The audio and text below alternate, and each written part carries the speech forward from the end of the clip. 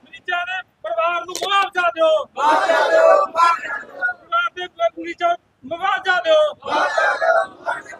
Nursing home ਬੰਦ ਕਰੋ,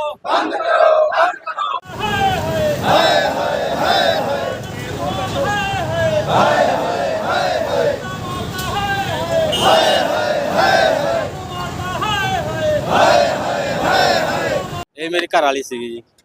ਅਸੀਂ 7 ਤਰੀਕ ਨੂੰ ਉਹਨਾਂ ਕੋਲੇ ਲੈ ਕੇ ਆਏ ਸਰ, ਤੇ ਇਹ ਕਹਿੰਦੇ ਅਸੀਂ ਕਰ ਦਾਂਗੇ ਕੇਸ ਤੇ 20000 ਰੁਪਏ ਲਵਾਂਗੇ ਅਸੀਂ।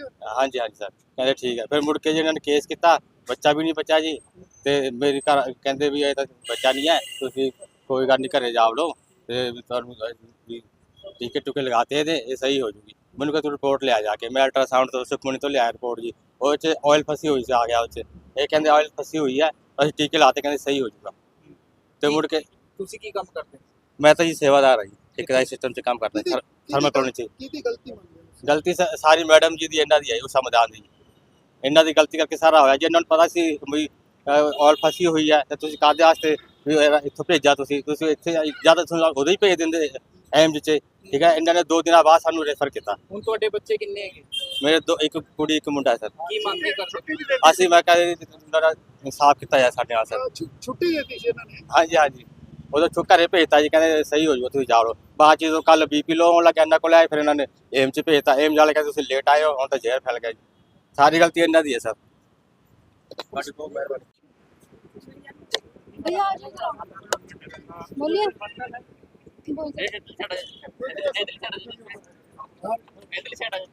ਹੋ ਜਾਣੇ ਫਾੜੀ ਲਓ ਸਾਰੇ।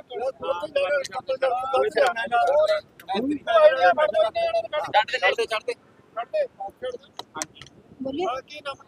ਮੇਰਾ ਨਾਮ ਪੂਜਾ ਹੈ, ਮੈਂ ਮਰੀਜ਼ ਦੀ ਦਰਾਨੀ ਆ ਛੋਟੀ। ਅਸੀਂ ਇਹਨਾਂ ਨੂੰ ਪਰਸੋਂ ਇੱਥੇ ਲੈ ਕੇ ਆਏ ਸੀ ਹਸਪੀਟਲ। ਇਹਨਾਂ ਨੇ ਸਾਨੂੰ ਕਿਹਾ ਕਿ ਟ੍ਰੀਟਮੈਂਟ ਕਰਾਂਗੇ, ਠੀਕ ਹੈ। ਇਹਨਾਂ ਨੇ ਸਾਡੇ ਤੋਂ ਰਿਪੋਰਟਾਂ ਵਗੈਰਾ ਸਾਰੀਆਂ ਮੰਗਾਈਆਂ, ਅਸੀਂ ਜਮ੍ਹਾਂ ਕਰਾਈ।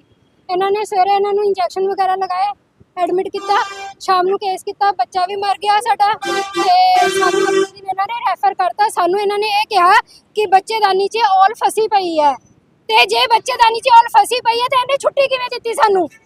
ਇਹਨੂੰ ਨਹੀਂ ਪਤਾ ਸੀ ਛੁੱਟੀ ਨਹੀਂ ਦੇਣੀ ਚਾਹੀਦੀ ਸੀ, ਇਹਨੂੰ ਨਹੀਂ ਪਤਾ ਸੀ ਇਨਫੈਕਸ਼ਨ ਫੈਲੂਗੀ ਬੱਚੇਦਾਨੀ 'ਚ। ਜੇ ਕੋਈ ਸਾਡੇ ਦੇ ਛੋਟੇ ਛੋਟੇ ਹੈ, ਜੇ ਇਹਨਾਂ ਨੂੰ ਕੋਈ ਦਿੱਕਤ ਸੀ, ਇਹ ਕਹਿੰਦੀ ਸਾਨੂੰ ਕਿ ਦਿੱਕਤ ਹੈ ਬਈ, ਆਪਰੇਸ਼ਨ ਕਰਨਾ ਪਊਗਾ, ਅਸੀਂ ਕਰਾਂਦੇ ਆਪਰੇਸ਼ਨ।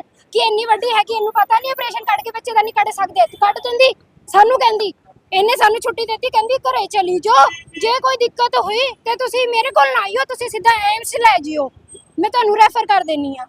ਤੇ ਅਸੀਂ ਪੇਸ਼ੈਂਟ ਵੀ ਬਿਮਾਰ ਹੋਇਆ, ਸ਼ਾਮ ਨੂੰ ਵੀ ਬੁਖਾਰ ਚੜਿਆ। ਮੈਂ ਫੋਨ ਕੀਤਾ ਇਹਨਾਂ ਨੂੰ, ਮੈਂ ਕਿਹਾ ਇਹਨਾਂ ਦੀ ਸਟਾਫ ਸੀਗੀ, ਮੈਂ ਕਿਹਾ ਦੀਦੀ ਪੇਸ਼ੈਂਟ ਮੰਜੂ ਹੁਣੇ ਛੁੱਟੀ ਮਿਲੀ, ਉਹਨੂੰ ਬੁਖਾਰ ਹੋ ਗਿਆ ਹੈਗਾ।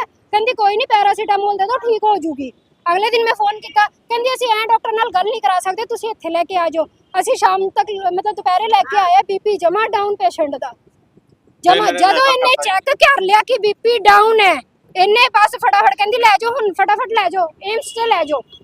ਕਿਉਂ? ਜੇ ਤੈਨੂੰ ਪਤਾ ਸੀ ਤੂੰ ਕਰਦੀ ਟ੍ਰੀਟਮੈਂਟ, ਜੇ ਤੇਰੇ ਕੋਲ ਸਾਰਾ ਟ੍ਰੀਟਮੈਂਟ ਚੱਲਦਾ ਸੀ, ਤੈਨੂੰ ਪਤਾ ਤਾਂ ਕਾਹਦਾ ਹਸਪੀਟਲ ਫਿਰ ਤੇਰਾ, ਕਿ ਜਦੋਂ ਤੈਨੂੰ ਇਹ ਨਹੀਂ ਪਤਾ ਕਿ ਬੱਚੇ ਦਾ ਨਹੀਂ ਕੱਢ ਸਕਦੇ ਆ। ਉਹਨਾਂ ਨੇ ਰੈਫਰ ਕਰਤਾ ਸੀ ਕਿ ਘਰੇ ਭੇਜਦਾ? ਘਰੇ ਭੇਜਤਾ ਸੀ, ਸਾਨੂੰ ਛੁੱਟੀ ਦੇਤੀ ਸੀ, ਤੁਸੀਂ ਘਰੇ ਚਲੇ ਜਾਓ, ਜੇ ਠੀਕ ਹੋ ਗਏ ਤਾਂ ਠੀਕ ਹੈ, ਤੇ 10 ਦਿਨ ਬਾਅਦ ਮੇਰੇ ਕੋਲ ਚੈੱਕਅਪ ਵਾਸਤੇ ਆ ਜਿਓ। ਜੇ ਕੋਈ ਦਿੱਕਤ ਆਂਦੀ, ਕਹਿੰਦੀ ਜੇ ਜ਼ਿਆਦਾ ਬਲੀਡਿੰਗ ਹੁੰਦੀ ਹੈ ਤੇ ਤੁਸੀਂ ਨਾ ਇਹਨੂੰ ਨਾ ਏਮਸ 'ਚ ਲੈ ਜਿਓ। ਜੇ ਦੱਸ ਤਾਂ ਏਮਸ 'ਚ ਹੋਈ ਹੈ, ਏਮਸ ਵਾਲਿਆਂ ਨੇ ਭਈਆ ਸਾਨੂੰ ਚੈੱਕ ਕਰਦੇ ਨਾਲ ਹੀ ਨਾਲ ਉਹਨਾਂ ਨੇ ਸਾਨੂੰ ਟ੍ਰੀਟਮੈਂਟ ਦਿੱਤਾ ਹੈ। ਉਹਨਾਂ ਨੇ ਨਾਲ ਹੀ ਨਾਲ ਸਾਨੂੰ ਕਲੀਅਰ ਕਰਤਾ ਕਿ 50-50 ਚਾਂਸ ਹੈ ਬਈ ਸਾਡੇ ਕੋਲ, ਕਿਉਂਕਿ ਕਾਰਨ ਕਹਿੰਦੇ ਬੱਚੇ ਦੀ ਔਲ ਫਸੀ ਪਈ ਹੈ। ਤੁਸੀਂ ਕੱਲ ਕਿਉਂ ਨਹੀਂ ਲੈ ਕੇ ਆਏ ਇਹਨੂੰ? ਕਹਿੰਦੇ ਤੁਹਾਨੂੰ ਡਾਕਟਰ ਨੇ ਕਿਹਾ ਨਹੀਂ ਕਿ ਰੈਫਰ ਕਰੋ। ਕਿਹਦੀ ਗਲਤੀ ਮੰਨਦੇ ਹੋ? ਡਾਕਟਰ ਦੀ ਗਲਤੀ ਹੈ।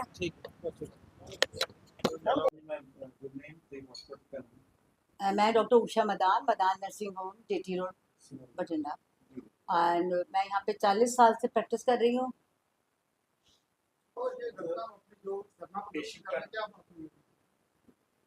जो हाँ देखो, जो धरना है, हमें तो अभी पता लगा कि धरना दे रहे हैं, क्यों हमारे पास एक पेशेंट आया था 7 तारीख को सुबह 11 बजे मेरे पास आया।